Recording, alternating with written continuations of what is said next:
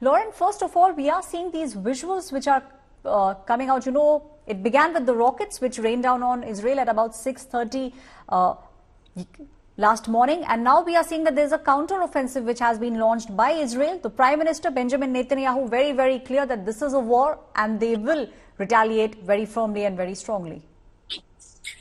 Yes, absolutely. Thank you so much for having me. So we must understand that this is a war that was launched by a guerrilla terrorist organization. Hamas is an internationally recognized terrorist organization whose only aim is to wipe out Israel and to murder as many Israelis and Jews and civilians as they can. As we know, most of the people who are dead, injured and captured are all civilians.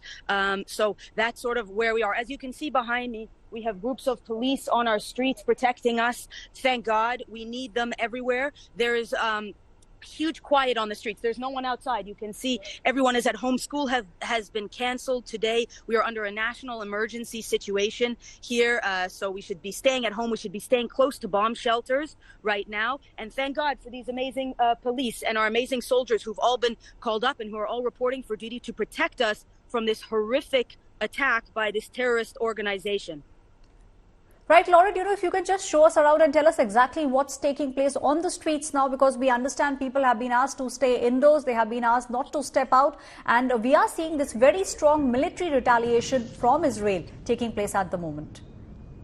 Yes, so people are staying at home. They've been asked not to go outside. School has been canceled. We're supposed to stay close to home because we need to stay close to bomb shelters as well. In the south, obviously, they only have 15 seconds to get to a bomb shelter when Hamas launches a rocket. Here in Jerusalem, we have something like 80 seconds to get to a bomb shelter, so we must stay close and not to be outside.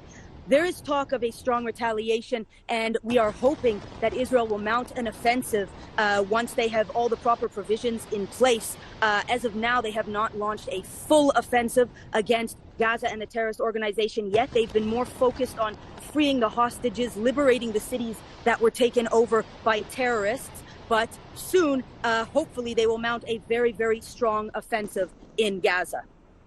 Well, Lauren, one of the things that, is pretty clear is the fact that Hamas will bear, the wrath of Israel. But exactly what happens, we are seeing that there are celebrations taking place in the Muslim world. That is also something we can see a lot of visuals coming out. A lot of people, in fact, are standing with Hamas and saying what they are doing is the correct way.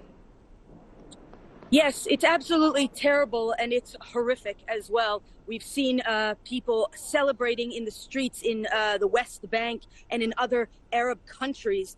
They're celebrating the murder of Israelis. They're celebrating the slaughter of Jews. They're celebrating taking innocent civilians hostage. Men, women, children, elderly people have been taken hostage and brutalized here in Israel, and the Arab world is celebrating it for the most part. So it is important that we have strong allies. We know who our allies are. Those who stand with Israel stand against terrorism. Those who stand with Israel stand for human rights and human dignity and moral value, and we stand against violent, torturous guerrilla warfare here. We hope for peace, and we hope for a swift end to the terrorist entity of Hamas. Well, Lauren, at the moment, we could hear some explosion taking, we could hear something right behind you. You are saying the streets are empty, but the military is on the streets in full force, making sure that people do stay indoors. Yes, they are, and we're very grateful for it. As you can see behind me here, there's a group of policemen, amazing heroes who are standing here ready to protect us. And today we have a national blood drive also that's going on in Israel. Everybody who can is going to donate blood to help the injured and the wounded. And we've also got calls for anyone who can volunteer to help doing so. So that's what we're doing. Lauren, what according to you will happen in the coming days? Because we are seeing that, people have been asked to stay indoors, but we also saw the former PM of Israel, making sure that he is with the troops. So do you believe that this is a fight which will continue for days to come? So we believe that in Israel, the general understanding is that this is going to be a long war. This is not going to be over quickly due to the circumstances and the complexities of what's going on here on the ground. But also we are monitoring the northern front of Israel to make sure that Hezbollah in Lebanon does not start a war on our northern front.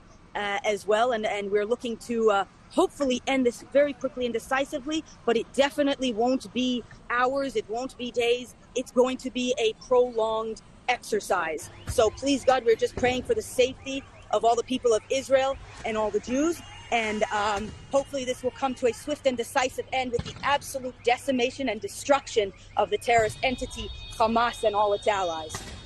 Well, Lauren, we can see that you have been, showing us the exact visuals of what exactly is taking place. We can see that apart from you, it's just the military outside on the streets at the moment. Unfortunately, a lot of people have lost their lives. More than 1,500 have been wounded from what we understand at the moment. Yes, unfortunately, the numbers are quite bad right now. We have over 300 slaughtered, 300 dead. We have over 3,000 rockets that have come into Israel. We have over 1,600 injured. We have an unknown amount of people who've been kidnapped into Gaza. So right now the numbers are bad, but we understand that the IDF is slowly turning it around, and hopefully it will come to an end very, very soon.